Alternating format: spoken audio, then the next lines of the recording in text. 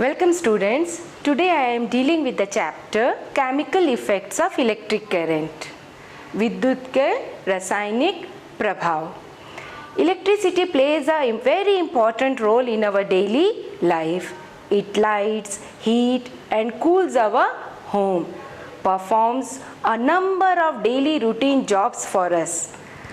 Electricity जो है हमारे डेली लाइफ में एक इम्पॉर्टेंट रोल अदा करता है.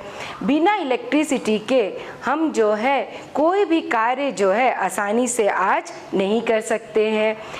यह जो है हमारे घरों को ठंडा करता है, गर्म देता है, लाइट जलाने में हेल्प करता है और बहुत सारे जो हमारे डेली रूटीन जॉब्स है उसे भी करने के लिए हमें जो है इलेक्ट्रिक करंट की आवश्यकता होती है. Televisions, cinema projectors, videos, computers, telephones, telegraph, refrigerator etcetera runs on electricity. इन सभी चीज़ों को चलाने के लिए हमें इलेक्ट्रिसिटी की आवश्यकता होती है. जैसे कंप्यूटर हुआ, टेलीफोन हुआ, प्रोजेक्टर हुआ, अभी आप मुझे देख रहे हैं तो इससे भी जो है इलेक्ट्रिसिटी की आवश्यकता होती है. It illuminates our streets, help to advertise business and operate electric trains. हमारे स्ट्रीट्स में जो स्ट्रीट लाइट है वो करंट के द्वारा जलते हैं. एडवर्टाइज देते हैं, टीवी में एडवर्टाइजमेंट दिया जाता है, ये सभी में भी करंट का उपयोग होता है. इलेक्ट्रिक ट्रेन्स जो है आजकल चल रहे हैं उन्हें भी चलने के लिए क्या चाहिए? करंट चाहिए. Thus, most of the charm of modern life would be no more if there were no electricity. आजकल के जो मॉडर्न लाइफ है हमारा, उसे जो है इलेक्ट्रिसिटी के बिना हम सोच भी नहीं सकते हैं. The flow of electric charge constitutes an electric current. जब इलेक्ट्रिक चार्ज फ्लो करते हैं तो इलेक्ट्रिक करंट बनता है. अब है कि हम ये जो है इलेक्ट्रिक करंट के सोर्स क्या क्या हैं, हमें इलेक्ट्रिक करंट कहाँ से प्राप्त होता है. What are the sources of electric current? All of you know we get the electric current from cell, battery, generator.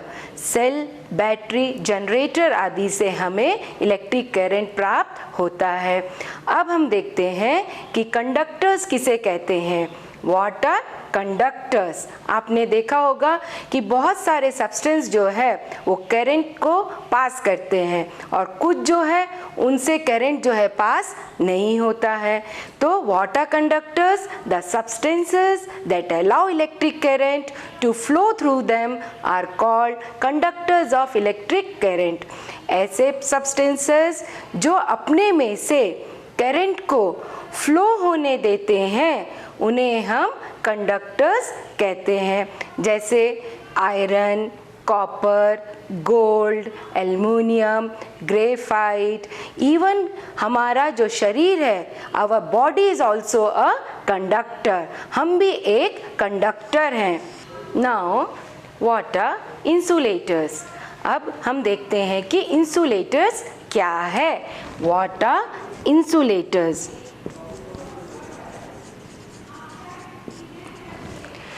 The substances that do not allow electric current to flow through them are called insulators.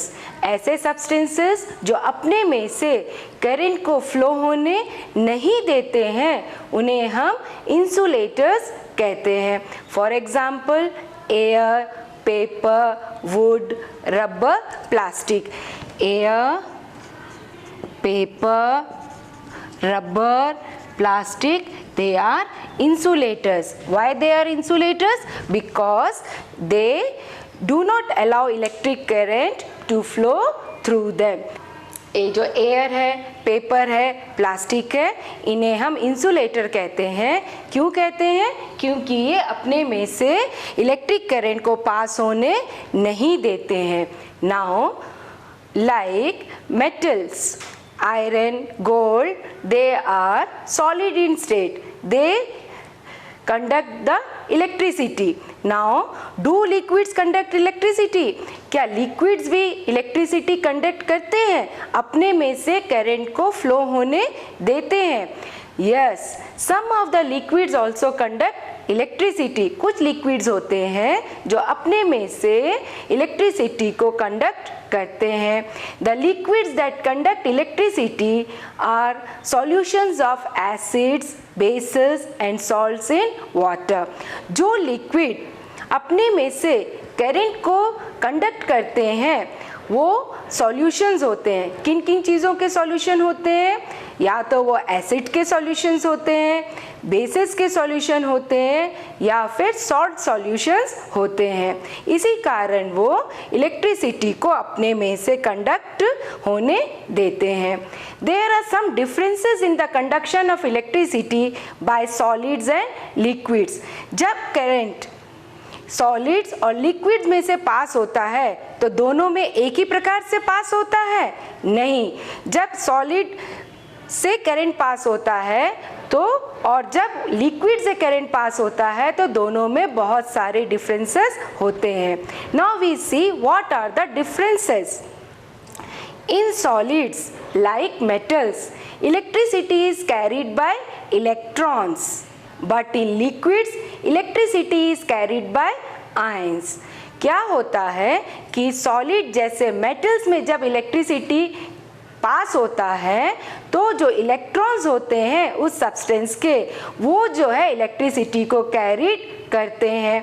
लेकिन जब liquid में current pass होता है तो liquid में ions होते हैं जो इलेक्ट्रिसिटी को कैरी करते हैं. अब हम देखते हैं कि इलेक्ट्रॉन्स क्या है और आयंस क्या है. आप सभी जानते हैं कि मैटर जो है वो छोटे छोटे पार्टिकल्स का बना हुआ होता है. Matter is made up of small particles and that small particles are known as atoms. जो मैटर जिन पार्टिकल्स से बना होता है उनको एटम्स कहते हैं. And this atoms have 3 sub particles. ये एटम्स के 3 सब पार्टिकल्स होते हैं. Electron, proton and neutron. और नेक्स्ट एक वर्ड आपने सुना आयंस कि आयंस क्या होते हैं. जो तो एटम्स क्या होते हैं कि जो हमारे चारों ओर जितने भी मैटर है they are made up of small particles that are known as atoms. Atoms have 3 sub particles that are electrons, protons and neutrons. And now we see what are the ions. Ions क्या होते हैं कि जो ये atoms होते हैं इनके ऊपर कोई चार्ज नहीं होता है. ये न्यूट्रल पार्टिकल होते हैं. ना इनके ऊपर पॉजिटिव चार्ज होता है ना नेगेटिव चार्ज होता है. लेकिन जो आयंस होते हैं जब एटम के ऊपर पॉजिटिव या नेगेटिव चार्ज आ जाता है तो वह आयन कहलाता है. तो जब सॉलिड में इलेक्ट्रिसिटी पास होता है तो ये जो इलेक्ट्रॉन होते हैं वो जो है इलेक्ट्रिसिटी को कैरी करते हैं. और जब लिक्विड में करंट पास होता है तो जो ये आयंस होते हैं जो चार्ज पार्टिकल्स हैं वो जो है इलेक्ट्रिसिटी को कैरी करते हैं. Now what is the second difference. When electricity is pass through A solid then no chemical changes takes place, but when electricity is passed through a liquid then a chemical change takes place.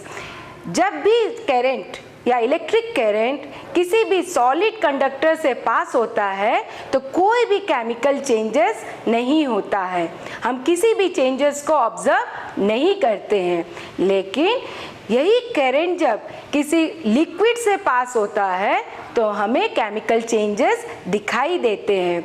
For example when electricity is pass through a copper wire no chemical changes take place in it. जब किसी भी copper wire से current pass होता है तो हमें कोई changes दिखाई नहीं देता है. लेकिन जब यही करंट एसिडिफाइड वाटर यानी जो वाटर जिसमें थोड़ा सा एसिड मिला हुआ है उसे हम एसिडिफाइड वाटर कहते हैं. तो एसिडिफाइड वाटर से जब इलेक्ट्रिसिटी पास होता है तो हमें केमिकल चेंजेस दिखाई देता है. तो then a chemical change takes place in which is decomposed into hydrogen and oxygen gas. हमें जब एसिडिफाइड वाटर से जब करंट पास होता है तो हमें गैसेस या गैसेस के बबल्स निकलते हुए दिखाई देते हैं और वो गैसेस है हाइड्रोजन और oxygen. Now, to test whether a liquid allow electric current to pass through it or not, we can use the tester or detector which is made by us easily. किसी भी liquid से electric current pass हो रहा है या नहीं हो रहा है, इसे जानने के लिए हम एक आसानी से टेस्टर या डिटेक्टर बना सकते हैं। इसे देखने के लिए अब हम एक वीडियो को देखेंगे। Aluminium, copper, rubber, plastic, wood are solid substances. Aluminium and copper are good conductors of electricity, and rubber, plastic, wood are poor conductor of electricity. Tap water, lemon juice, vinegar, milk, distilled water and honey are liquids. If liquids conduct electricity or not, for this we need a tester. Tester बनाने के लिए हम battery, bulb और conducting wires को connect करेंगे। Tester बनने पर इसके फ्री एंड्स को आपस में कुछ सेकंड के लिए जोड़ेंगे। This completes the circuit of the tester and the bulb glows. Now take lemon juice. Lemon juice में टेस्टर के फ्री एंड्स को डिप करेंगे। वायर के दोनों फ्री एंड्स के सेंटर में 1 सेंटीमीटर का डिस्टेंस होना चाहिए। हम देखते हैं कि बल्ब ग्लो करने लगता है क्योंकि सर्किट में इलेक्ट्रिसिटी फ्लो करने लगता है। So lemon juice conducting the electricity. Now in place of lemon juice we take vinegar, but the bulb does not glow. Lemon juice के टेस्ट के समय बल्ब ग्लो कर रहा था। क्यों ग्लो कर रहा था? Due to the heating effect of current, the filament of bulb gets heated to a high temperature and it starts glowing. Here the current through a circuit is too weak. The filament does not get heated sufficiently and does not glow. इसलिए हम electric bulb के स्थान पर LED का उपयोग करेंगे और हम देखते हैं कि विनेगर से करंट फ्लो होने पर एलईडी ग्लो करने लगता है। We can use another effect of an electric current to make another kind of tester. अब हम इलेक्ट्रिक करंट के किसी दूसरे इफेक्ट को भी हम यूज़ करके जो है टेस्टर बना सकते हैं और वो इफेक्ट क्या है? Magnetic effect. तो this tester is based on the magnetic effect of current. When current passes through a circuit, a magnetic compass placed near it gets deflected. जब किसी सर्किट में करंट फ्लो हो रहा है और हम उस सर्किट के पास में जब मैग्नेटिक कंपास रखते हैं तो मैग्नेटिक कंपास जो है वो डिफ्लेक्ट होता है। The detector based on the magnetic compass detect even weak currents. ये जो डिटेक्टर है वो वीक करंट को भी आसानी से जो है डिटेक्ट कर लेता है। अब या क्यों होता है? क्योंकि जो मैग्नेटिक कंपास है उसके अंदर में भी मैग्नेट होता है और जब वायर में फ्लो होता है तो वहाँ पे भी जो है एक मैग्नेटिक फील्ड डेवलप हो जाता है। तो इस कारण जो है मैग्नेटिक कंपास जो है वो डिफ्लेक्ट होता है। इसी बेस में हम एक वीडियो अब हम देखेंगे। Now we see the other tester which is based on the magnetic effect of current. Match box के अंदर के ट्रे को लेंगे। ट्रे के अंदर कंपास निडल को रखकर उसके चारों ओर वायर को लपेट देंगे और टेस्टर में बल्ब के स्थान पर इस कंपास निडल का उपयोग करेंगे। कंपास निडल के चारों ओर लपेटे हुए वायर को बैटरी के दोनों टर्मिनल से कनेक्ट कर देंगे। कुछ सेकंड के लिए वायर के दोनों फ्री एंड्स को कनेक्ट करेंगे तो हम देखते हैं कि कंपास निडल में डिफ्लेक्शन हो रहा है। Now our tester is ready. Now dip the free ends of the tester into lemon juice. Compass needle shows deflection. Now in the place of lemon juice take tap water. Tap water को tester पर रखने पर हम देखते हैं कि compass needle में deflection हो रहा है। फिर वेजिटेबल ऑयल का टेस्ट करेंगे तो कंपास निडल में हमें डिफ्लेक्शन नहीं दिखाई देता है। फिर मिल्क का टेस्ट करेंगे तो हमें कंपास निडल में डिफ्लेक्शन दिखाई देता है। फिर इस टेस्ट को हनी के साथ करेंगे तो हमें कंपास निडल में डिफ्लेक्शन नहीं दिखाई देता है। फिर से दोबारा टैप वाटर के साथ टेस्ट करेंगे तो मैग्नेटिक कंपास में डिफ्लेक्शन दिखाई देता है। From this activity it is clear that vegetable oil and honey are bad conductors of electricity and milk is a good conductor of electricity. Now take distilled water. When distilled water is placed in a circuit, the magnetic compass does not show deflection. Distilled water is poor conductor of electricity because it does not contain any salt. Take distilled water and add common salt in it and stir it. Now pass the current and we observe the deflection of compass needle. Water from tap, hand pumps, wells and ponds are good conductor of electricity because they contain several salts dissolved in it. Hydrochloric acid, sodium hydroxide and salt solution are good conductor of electricity. Liquids, be it an acid or a base or a solution, are a good conductor of electricity. Now the next topic is what is electrolyte and what are electrodes. अब हम देखते हैं कि electrolyte किसे कहते हैं और electrodes क्या होते हैं। An electrolyte is a substance which conducts electricity when dissolved in water और when melted. इलेक्ट्रोलाइट वह सब्सटेंस होता है जो इलेक्ट्रिसिटी को पास करता है। कब पास करता है? जब वो वाटर में डिजॉल्व हो या फिर वो मेल्टेड स्टेट में हो, पिघले हुए अवस्था में हो, तब इस तरह के सब्सटेंस को हम इलेक्ट्रोलाइट कहते हैं। जैसे कि हमारे पास डिस्टिल वाटर है, डिस्टिल वाटर में अगर हम करंट पास करेंगे तो यह करंट को कंडक्ट नहीं करेगा, लेकिन जब इसी डिस्टिल वाटर में हम सॉल्ट को मिक्स कर देंगे या डिजॉल्व कर देंगे तो ये जो है इलेक्ट्रोलाइट बन जाएगा और इसमें से आसानी से जो है वो इलेक्ट्रिक करंट कंडक्ट होगा।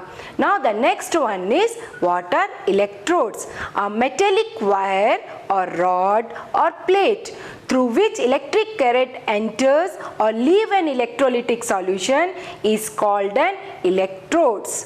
इलेक्ट्रोड क्या होते हैं कि या तो यह एक मेटेलिक वायर होगा, मेटल का बना हुआ एक वायर होता है, रॉड होता है या फिर एक प्लेट हो सकता है जिसके द्वारा हम इलेक्ट्रोलिटिक सॉल्यूशन में करंट को पास करते हैं।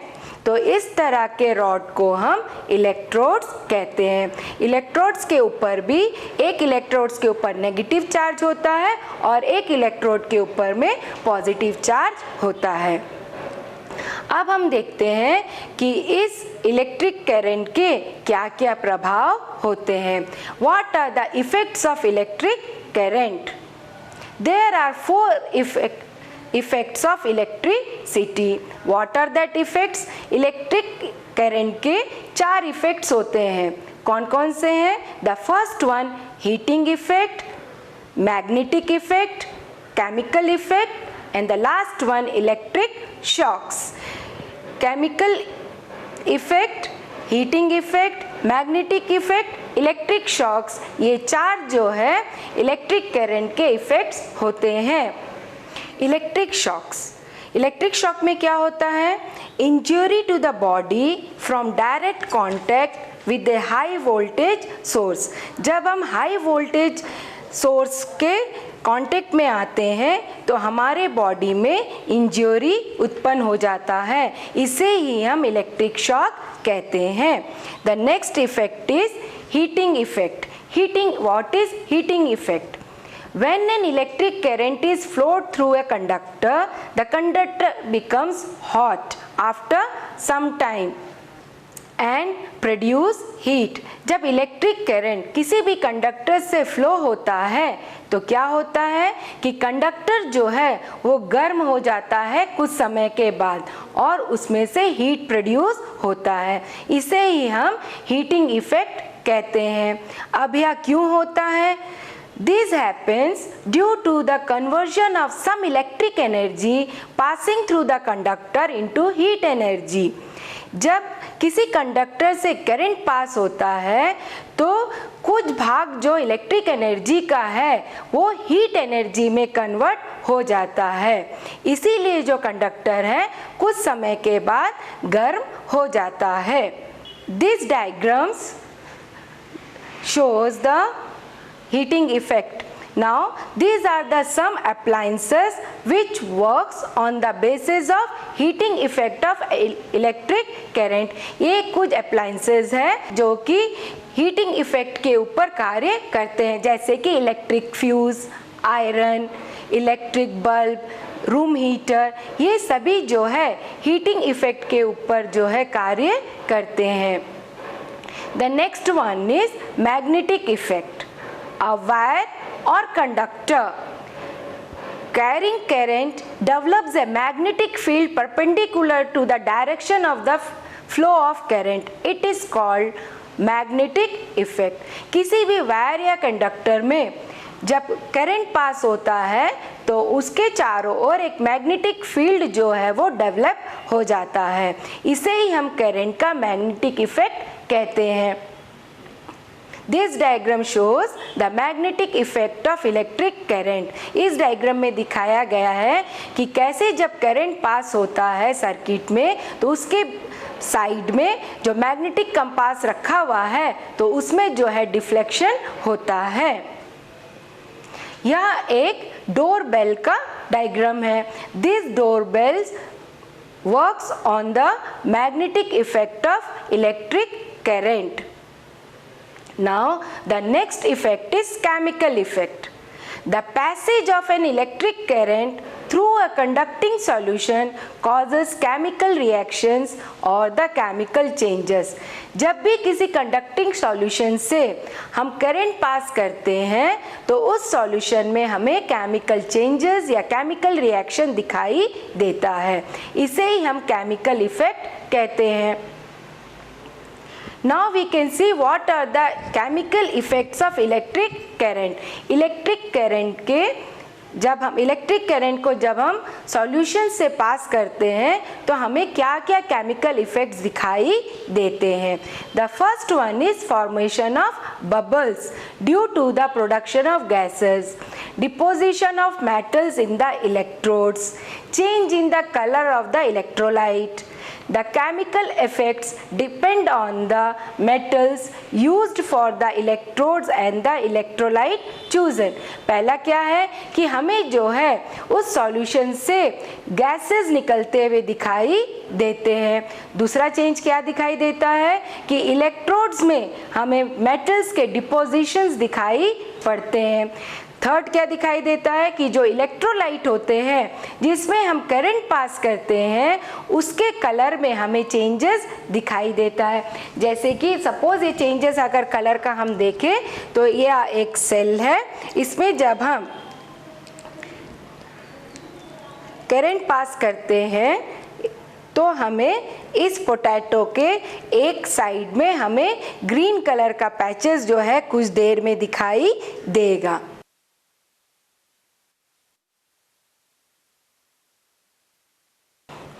इस एक्टिविटी में जो है हमें इस एक्टिविटी से करने पर हमें ये भी पता चलता है कि कौन सा जो टर्मिनल है वो पॉजिटिव है और कौन सा बैटरी का जो टर्मिनल है नेगेटिव है, क्योंकि जो पॉजिटिव टर्मिनल होगा उसी में जो है हमें ग्रीन कलर के एक पैचेस दिखाई देंगे।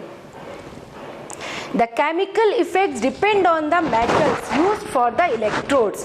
जो केमिकल इफेक्ट है वो हमेशा हम किस प्रकार का मेटल चूज करते हैं इलेक्ट्रोड्स बनाने के लिए और क्या कौन सा सब्सटेंस यूज करते हैं हम इलेक्ट्रोलाइट के लिए, तो उसके ऊपर जो है केमिकल इफेक्ट्स जो है वो डिपेंड करते हैं।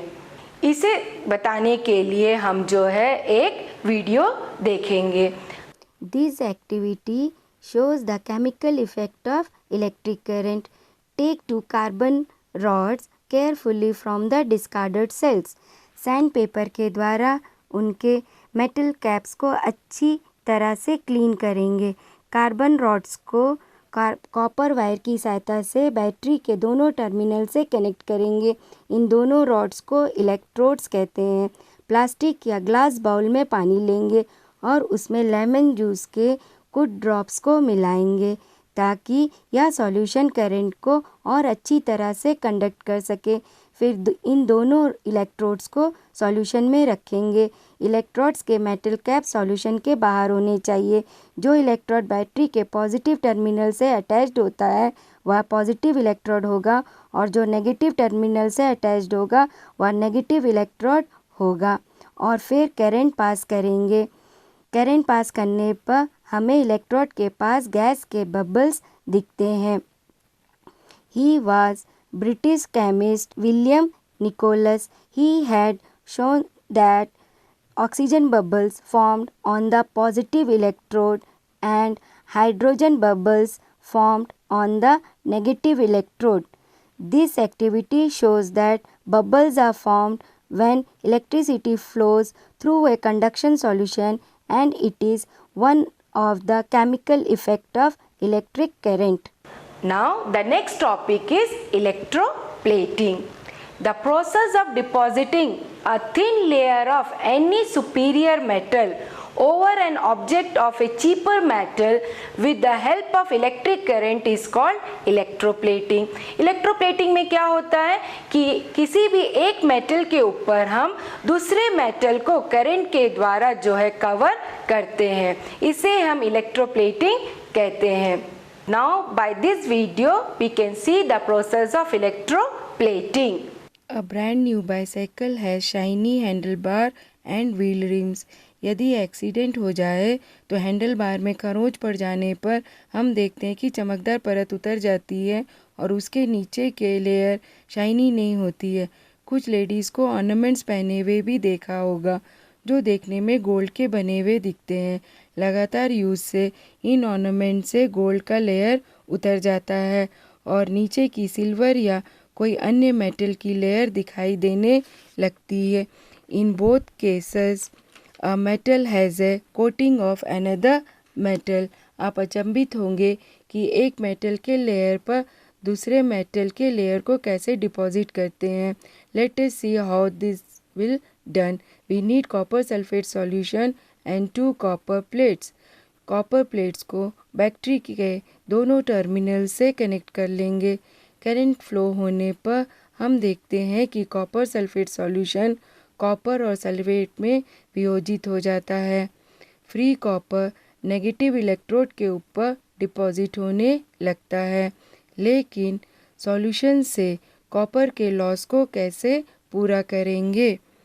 दूसरे पॉजिटिव इलेक्ट्रोड जो कॉपर इलेक्ट्रोड होता है उससे इक्वल अमाउंट में कॉपर निकलकर सॉल्यूशन में घुल जाता है। इस प्रकार सॉल्यूशन से जो कॉपर कम हुआ वह सॉल्यूशन में दोबारा स्थापित हो जाता है और यह प्रोसेस कंटिन्यूअस चलता रहता है। This means that copper gets transferred from one electrode to the other. The process of depositing a layer of any desired metal on another material by means of electricity is called electroplating. It is one of the most common applications of chemical effects of electric current. Now What are the objectives of electroplating? हमें electroplating करने की आवश्यकता क्यों है, हम electroplating क्यों करते हैं? Electroplating is done for the following purposes. For decoration purpose, silver और gold plating on brass ware such as flower vase, decoration करने के लिए, शो पीसेस बनाने के लिए हम इलेक्ट्रोप्लेटिंग करते हैं. जैसे कि मेटल्स होते हैं सिल्वर और गोल्ड, ये महंगे मेटल्स हैं. हम इस मेटल्स के द्वारा पूरा का पूरा कोई भी डेकोरेटिव पीस बना नहीं सकते हैं. तो इसके लिए क्या किया जाता है कि जैसे फ्लावर वास है वो ब्रास का बना हुआ है, उसके ऊपर सिल्वर या गोल्ड का प्लेटिंग कर दिया जाता है. नेक्स्ट क्या है? फॉर प्रिवेंटिंग कोरोशन, कोरोशन से मेटल्स को बचाने के लिए. Iron objects can be protected by electroplating with निकल. आप सभी जानते हैं कि आयरन ऑब्जेक्ट्स में रस्ट लग जाता है. इसे रस्ट से बचाने के लिए निकल के द्वारा इसके ऊपर इलेक्ट्रोप्लेटिंग किया जाता है. Brass objects such as bathroom fitting, kitchen gas burner, bicycle handle bars, wheel rim, इन सभी को जो है क्रोमियम नाम के मेटल से इलेक्ट्रोप्लेटिंग किया जाता है. क्योंकि ये जो क्रोमियम मेटल्स होते हैं ये काफ़ी शाइनिंग वाले मेटल्स होते हैं. Iron is used in bridges and automobiles to provide strength. Bridge, automobiles, इन सभी चीज़ों को बनाने के लिए आयरन का उपयोग किया जाता है, क्योंकि यह काफ़ी जो है ब्रिजेस को स्ट्रेंथ देता है. लेकिन जो ये आयरन होते हैं इनमें रस्ट लग जाता है. Iron tends to coat and rust. So a coating of zinc is deposited on iron to protect it from corrosion and formation of rust. इसी कारण क्या होता है कि आयरन के ऊपर जिंक का इलेक्ट्रोप्लेटिंग करते हैं ताकि उसे हम कोरोशन और रस्ट से बचा सके. और हम क्यों इलेक्ट्रोप्लेटिंग करते हैं? Silver and gold plating done on less expensive metals. जो पहले ही बताया मैंने कि सिल्वर और गोल्ड जो है वो कॉस्टली मेटल्स होते हैं, तो इनको जो कि लेस एक्सपेंसिव मेटल्स है उनके ऊपर जो है इन दोनों मेटल्स का प्लेटिंग किया जाता है और उनसे जो है ऑर्नामेंट्स बनते हैं. तो ये जो ऑर्नामेंट्स होते हैं ये जो है लेस एक्सपेंसिव होते हैं गोल्ड और सिल्वर के ऑर्नामेंट्स के कंपेयर में. These are some articles which are electroplated. Now the question are, on the basis of today's lesson there is a question are. I hope you understood this chapter. Stay home, stay safe and stay healthy.